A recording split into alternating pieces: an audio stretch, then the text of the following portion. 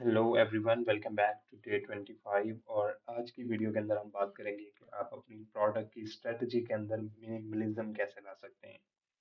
तो एक बात तो मैं पहले सबसे सबको क्लियर करता जाऊं कि जो कॉन्सेप्ट है मिनिमलिज्म का या मिनिमलिस्टिक डिज़ाइन का, वो एक रॉन्ग तरीके से इंटरप्रेट किया गया है हमारे डिज़ाइन के अंदर या हमारे माइंड्स के अंदर।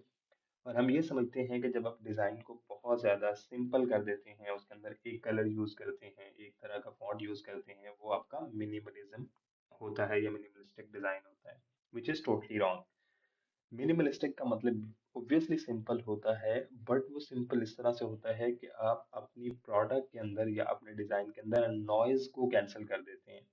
नॉइज़ का मतलब क्या होता है? नॉइज़ का मतलब ये होता है कि जब अपनी प्रोडक्ट के अंदर बहुत ही एक्स्ट्रा किस्म के या लाइक ओवरबर्डन कर देते हैं फीचर्स का, तो वो फीचर जो है वो आपकी प्रोडक्ट के अंदर नॉइज़ क्रिएट करते हैं और उससे आपके यूज़र की जो फोकस होता है, वो एक पॉइंट पे नहीं रह पाता और उसकी वजह से क्या होता है कि आपका यूज़र जो है वो आपके मेन फ्लो को या आपकी प्रोडक्ट को अंडरस्टैंड नहीं कर सकता। तो ये जो कैंसिलेशन है नॉइज़ की, ये एक्चुअली क्या करती है, मिनिमलिज्म क्रिएट करती है आपके प्रोडक्ट के अंदर और फोकस को जो है इंक्रीज करती है, लाइक यूजर के फोकस को। और बीइंग एज ए डिजाइनर आप ये प्रॉमिस करते हो कि आप एक क्लियर फ्लो या एक कोर फ्लो जो है उसको डिलीवर करेंगे। So you need to understand कि हर चीज़ को आपकी प्रोडक्ट के अंदर इंक्लूड करने की या डिज़ाइन के अंदर इंक्लूड करने की ज़रूरत नहीं होती। एक्चुअली अब क्या चीज़ चूज़ करनी है और किस चीज़ को एक्सक्लूड करना है, this is what actually the powerful decision जो कि आपके डिसीजन मेकिंग के ऊपर आता है। और ये डिसीजन मेकिंग आपकी जनरेट होती है based on the research analysis जो कि आपके पास डाटा आता है यूज़र की तरफ से, राइट?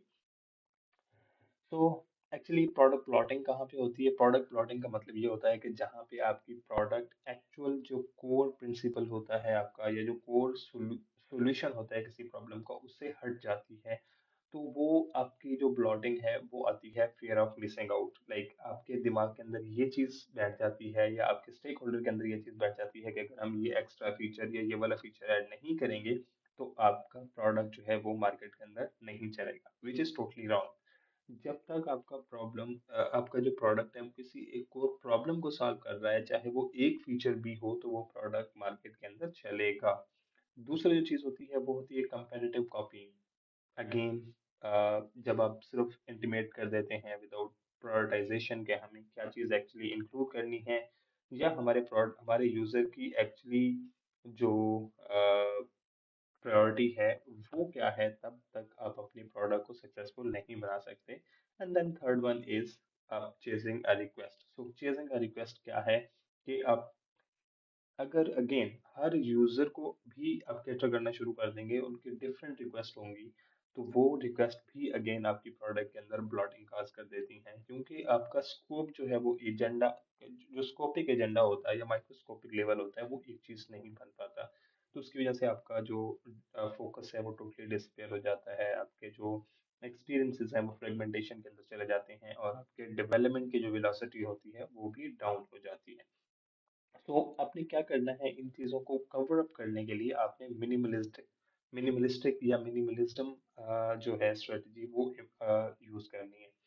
उसके अंदर जो पहली चीज होती है वो आपने हमेशा एक एजेंडा बनाना है कि what is exactly the core value जो कि आप इस प्रोडक्ट के थ्रू प्रोवाइड करेंगे। तो you need to find one benefit जो कि एक प्रोडक्ट एक प्रॉब्लम को सॉल्व करने के लिए जाएगी।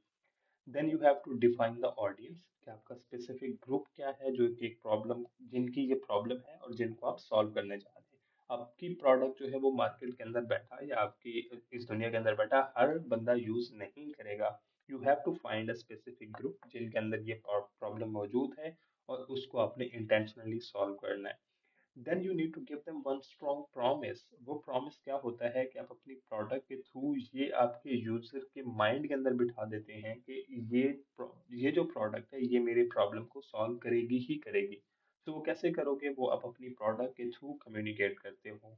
लाइक प्रोडक्ट के अंदर फ्लोज होते हैं, नेविगेशन होती है, माइक्रो कॉपी होती है, वो सब आप इस तरह से यूज करते हो कि जो आपका यूजर होता है उसको ये क्लियर आइडिया हो जाता है कि यही वो प्रोडक्ट है जो मेरे साथ कम्युनिकेट कर रही है to solve my problem, right? And then जो फोर्थ पॉइंट होता है वो होता है मेजर्ड एक्सपेंशन। कि आप जब भी अपने प्रोडक्ट को ग्रो करने का सोचोगे या उसके अंदर एक्स्ट्रा आपने फीचर्स ऐड करने हैं तो वो डेटा ड्रिवन एडिशन होनी चाहिए। ऐसे नहीं होनी चाहिए कि ये कंपटीटर ने ये ऐड किया हुआ है, उसने ये ऐड किया हुआ है, तो I will add this thing और मेरा प्रोडक्ट चल जाएगा, व्हिच इज टोटली रॉन्ग। आपको अपने यूजर का डाटा देखना है और डाटा ड्रिवन एडिशन जो है अपनी प्रोडक्ट के अंदर करनी है। So that's how you basically build minimalistic design जो आपकी स्पेस के अंदर क्लैरिटी लाएगा, सिंप्लिसिटी लाएगा, राइट, और आपके प्रोडक्ट के अंदर लेस नॉइज लाएगा, वो आपकी प्रायोरिटीज को क्लियर कर देगा।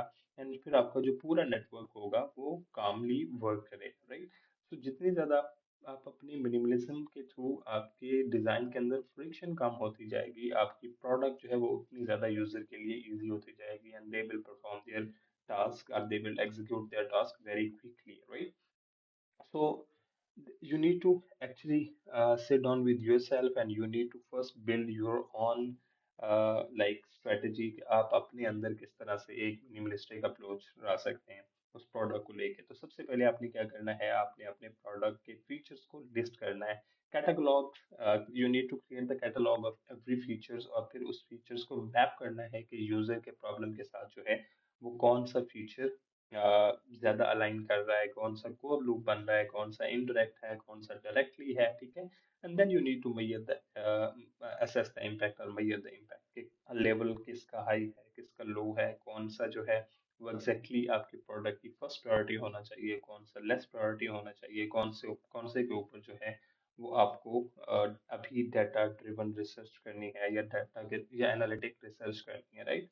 और उसमें से आप देखोगे कि आपकी प्रोडक्ट के अंदर कुछ ऐसे फीचर्स आपने पहले ऐड कर दिए होंगे जिनको 50% तक भी जो है वो इम्पोर्टेंस नहीं मिल रही होगी, तो so you have to remove those features for now and you need to build the product जो कि एक ऐसे कोर फीचर के अराउंड इन्वॉल्व करे या रिवॉल्व करे जो कि बेसिकली यूजर की फर्स्ट प्रायोरिटी होती है, राइट।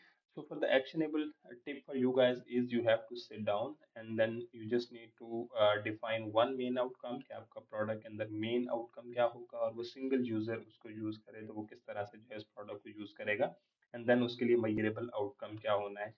बाकी जो उसके अराउंड जितनी भी चीजें आएंगी वो सारी उसकी सपोर्टिव चीजें होती हैं। तो वो सपोर्टिव चीजें जो होती हैं वो आपको पहली प्रायोरिटी नहीं बनानी होती हैं, बट आपको स्मॉल से स्टार्ट करना है, उसको मेजर करना है, उसको रीट्रेट करना है, एंड देन आपकी जो स्ट्रेटजी है वो एक्सपेंड होती जाती है। और it's not about aesthetically expand होना, इट्स अबाउट डाटा की बेस पे आपके कोर फीचर का एक्सपेंड होना और आपकी प्रोडक्ट के अंदर नॉइज को कम रखते हुए यूजर के मेन प्रॉब्लम को सॉल्व करना, right. So that is what actually the minimalism in product design strategy and I'm hopeful कि आपने learn किया होगा कि आप अपनी product का road map किस तरह से बना सकते हैं। So if you like this video, if you learn anything right from this video, please do like this video and I'll see you in next one tomorrow. Till then, goodbye and Allah Hafiz.